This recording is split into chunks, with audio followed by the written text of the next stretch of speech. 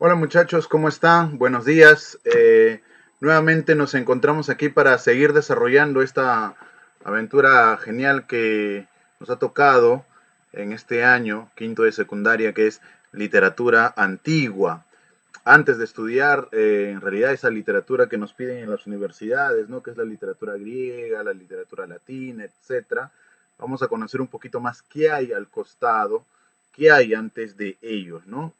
La semana pasada estuvimos revisando la literatura egipcia, la literatura hebrea, literaturas que a veces por puro despiste se nos han pasado de largo o que están en nuestras narices, ¿no? Por ejemplo, la literatura hebrea se ha estado hace poquito nomás en todos los canales de televisión, en todos los lugares religiosos, ¿no?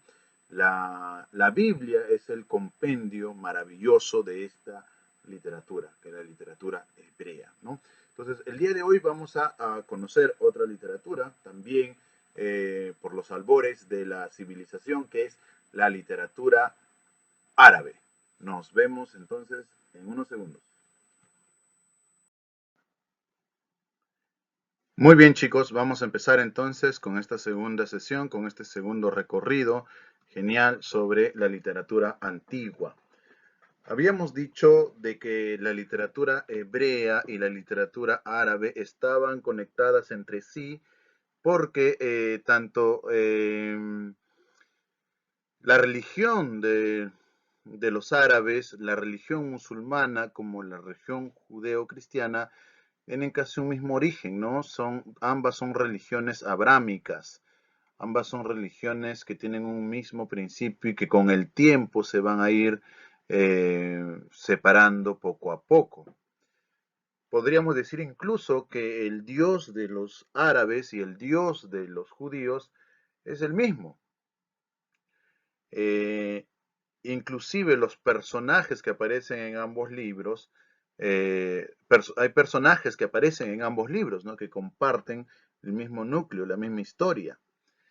La literatura árabe se origina en el siglo VI de nuestra era.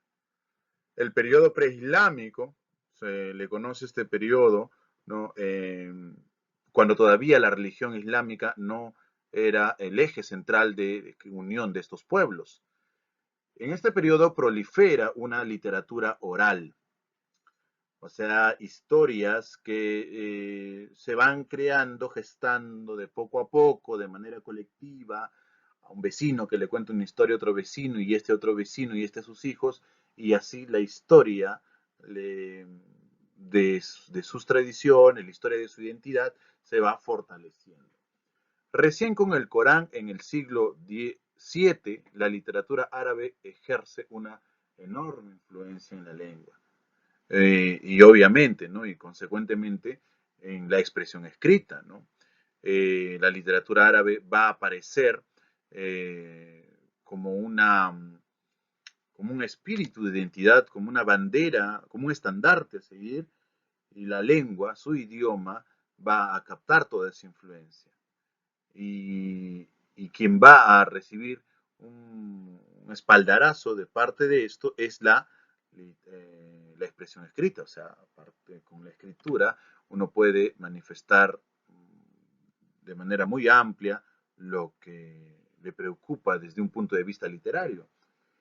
No es percibido como literatura o poesía todavía, ¿ya? Aunque contiene la poesía sobre todo, o sea, eso que nosotros llamamos poesía, en ese periodo todavía no era propiamente dicho poesía, pero sí tenía mucho lirismo, sí tenía mucho sentimentalismo, ¿no? Estaba escrito en verso, tenía rimas, ¿no? Exploraba la subjetividad de los poetas, ¿no? Y su vínculo con la espiritualidad. Incluso en la prosa, o sea, en los textos largos, corridos, como los cuentos, las leyendas, ¿no? Eso se va a ver bastante en la literatura árabe. Ahora, ellos no lo van a considerar una literatura, no le van a llamar literatura. Es más, se van a sentir ofendidos si le llamamos literatura. ¿Por qué? Ustedes dirán, pero ¿por qué? Porque Si tú le dices, por ejemplo, a un señor que te viene a tocar la puerta un domingo por la mañana, mientras tú estás queriendo dormir hasta las 11 de la mañana, y te dice, señor, ¿me permite hablarle de la palabra de Dios? ¿No? Estos señores eh, testigos de Jehová, y vienen con su Biblia y quieren leerte el libro, ¿no? Con todo el respeto que tiene la Biblia, y de pronto tú le dices, señora, ese es un libro de leyendas, ese es un libro de mitos. Esa persona se va a sentir ofendido, se va a sentir mal, se va a sentir golpeado, porque para él no es un libro de mitos y leyendas. Para él no es un libro de literatura. O sea, si me preguntan, profe, ¿y usted qué considera? Bueno, es un poquito difícil porque yo tengo formación católica, yo tengo formación cristiana. Sin embargo, como estudioso de la literatura, tengo que separar la Biblia como objeto literario y como objeto sagrado, ¿no? Para mí es más un objeto literario, pero respeto mucho a las personas que lo consideran un objeto divino, ¿no? Ahora, bien podría ser los dos, pero los musulmanes eran más radicales porque estos textos que van a empezar a surgir ya en el periodo islámico, no van a ser considerados literatura, sino van a ser considerados revelación divina, ¿no? Quiero que se entienda eso. La literatura árabe no va a considerar a su literatura propiamente literatura, sino revelación divina, ¿no? Dentro de la tradición de textos religiosos encontramos el pico de la elocuencia, sermones e himnos devocionales, ¿no? Son textos religiosos donde el motivo es pedagógico. Se ha escrito para poder enseñar sobre la fe. Y tenemos también el hadith acerca de la vida de Mahoma. Mahoma va a ser un personaje central, principal en la literatura árabe, ¿no? Como guía espiritual, como revolucionario cultural, Mahoma va a estar dentro de estas revelaciones divinas, ¿no?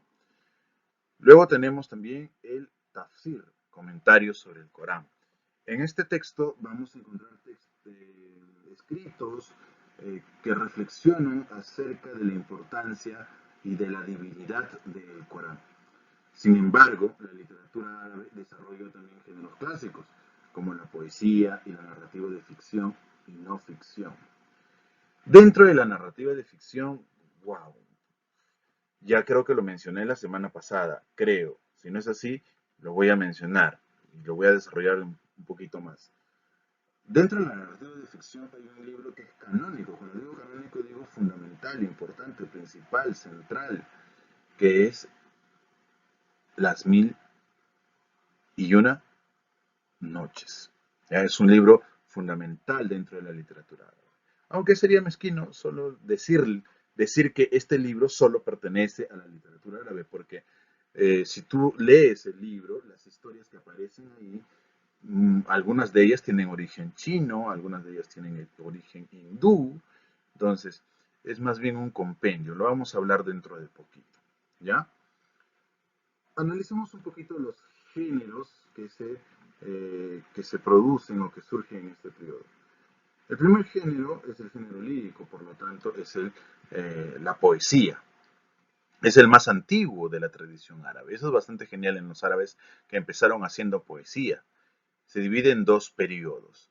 El Jaliyijá, periodo de la ignorancia, y el segundo corresponde a la era del Islam. Ahora, ¿por qué esta diferenciación? ¿Por qué el primer periodo se le conoce como el Jaliyá, periodo de la ignorancia, y el segundo corresponde ya a la era del Islam, periodo de la iluminación? Porque hemos dicho que el Islam y los libros que rodean al Islam no son considerados simples textos literarios, sino son revelaciones divinas. Por lo tanto, antes de ello, las personas no habían sido testigos de esta revelación sagrada. Y esto se da recién cuando aparece el Islam. Es por eso que el Jaliyijá se le conoce como el periodo de la ignorancia, porque no estaba el Islam presente. Fundamentalmente fue poesía métrica de dos tipos, rimada o medida, y el poeta cumplía un papel relevante dentro de la sociedad. El poeta era fundamental. A los poetas se les conocía o shahir, si el término, si está bien pronunciado el árabe. Si tienen un amigo árabe, por favor que les pronuncie. O Shahir era el nombre del poeta. Y eran importantes, como si fueran abogados, médicos, ¿no?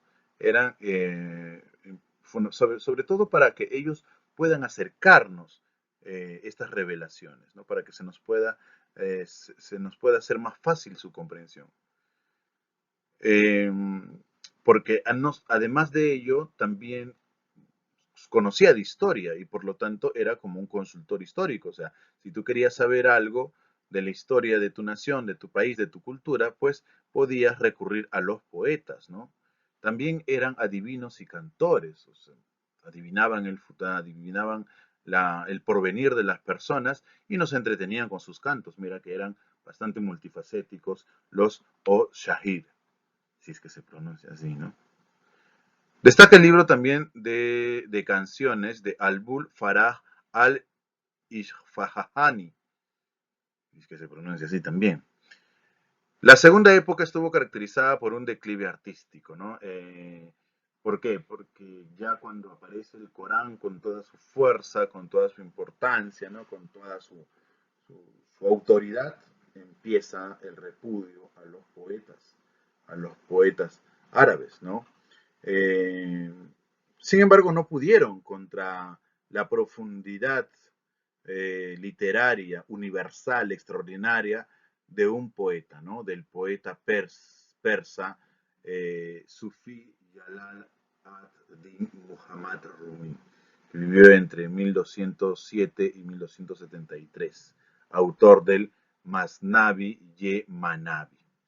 En la narrativa, cabe mencionar que los textos que se practicaron en abundancia fueron la historia, la geografía, las biografías, diarios y recopilaciones de proverbios y sabiduría popular.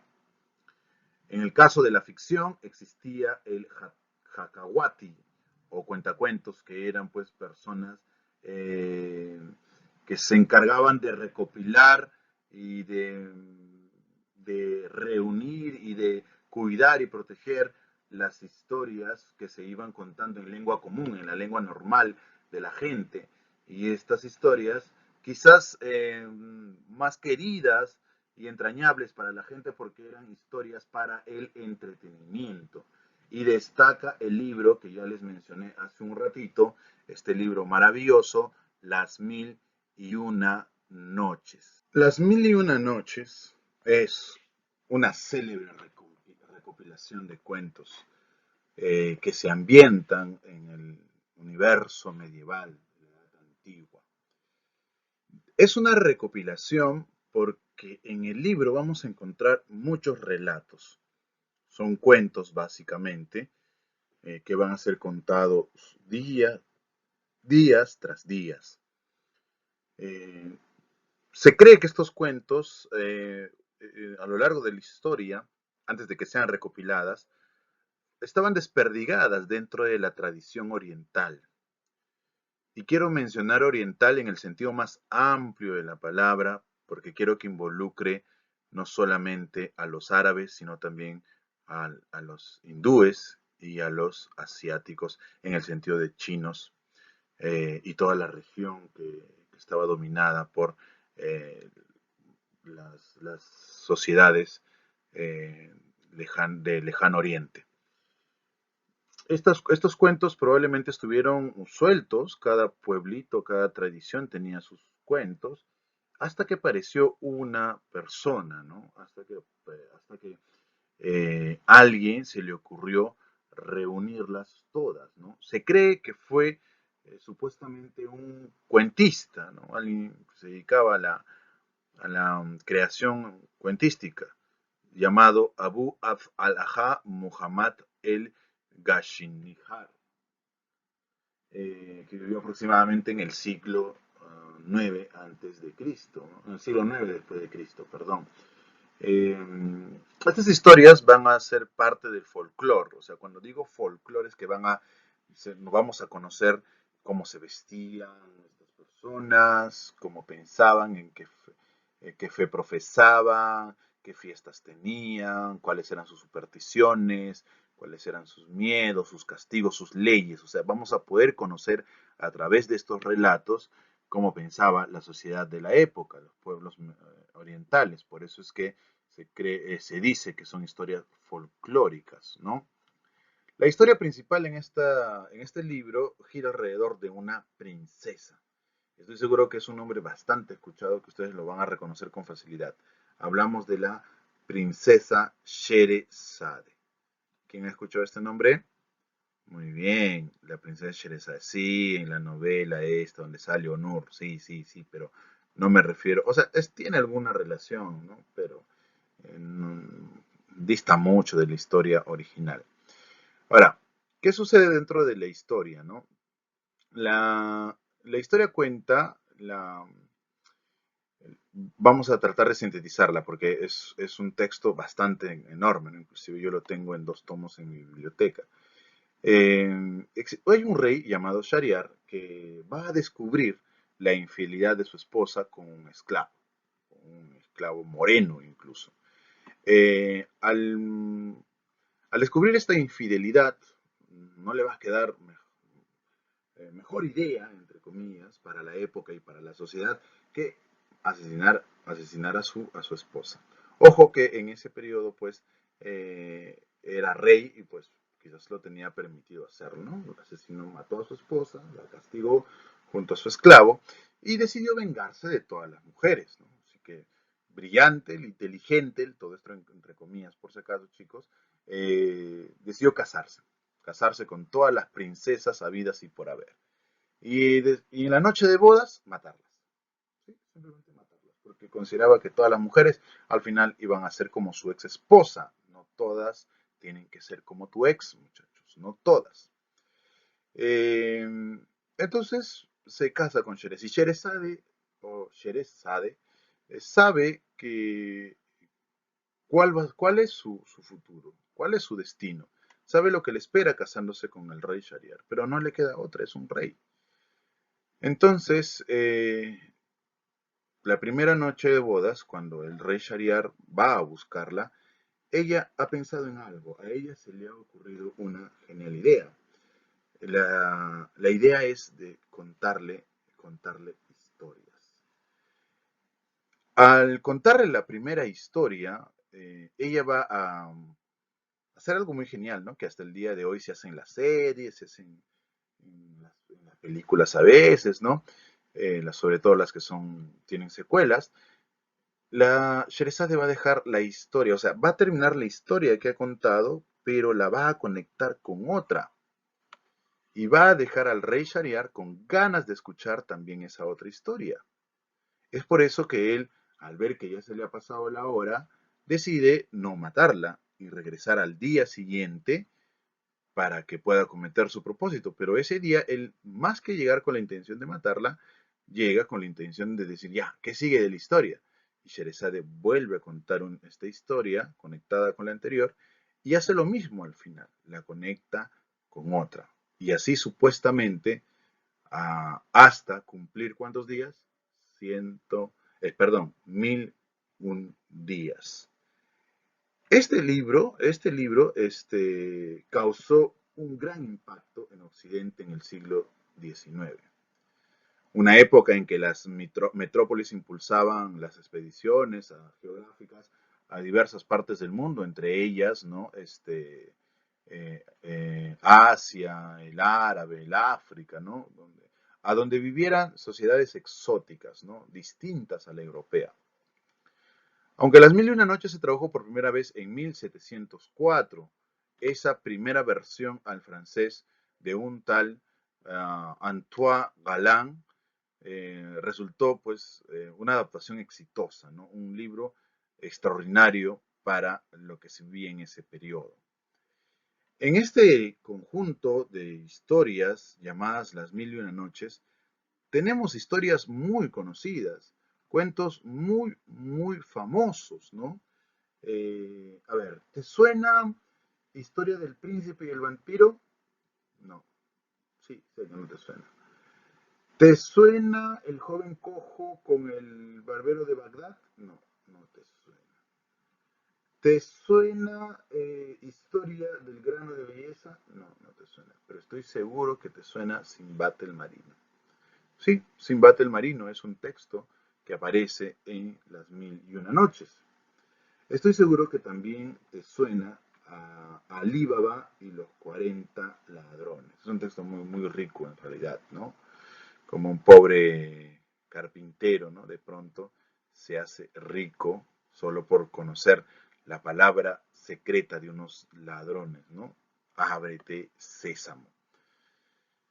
Y estoy seguro que conoces Aladino y la lámpara mágica, pues hace el año pasado me parece que la llevaron al cine nuevamente y creo que fue un fracaso total, no he visto la película, pero Disney también la llevó al cine hace mucho tiempo y pues es una historia que está dentro de Las Mil y Una Noches, por lo tanto es parte ahora de nuestra cultura popular, ¿no? Es parte ahora de nuestra cultura popular. La gran pregunta que se estarán haciendo es, profe, y al final, ¿el rey Sharir mata o no mata a Sherezade? Pues están invitados a revisar el texto. Bueno, chicos, lo vamos a dejar hasta aquí. Bueno, chicos, lo vamos a dejar hasta aquí, esta pequeña exploración, este pequeño acercamiento a la literatura antigua correspondiente a la literatura árabe. Y nos vemos la próxima semana, ya llegando al final, desarrollando literatura china. Así que cuídense mucho, no salgan de casa y nos vemos la próxima semana. Ah, y no olviden que cualquier duda, cualquier inquietud, la dejan en la caja de comentarios. Un saludo, buena suerte y hasta luego.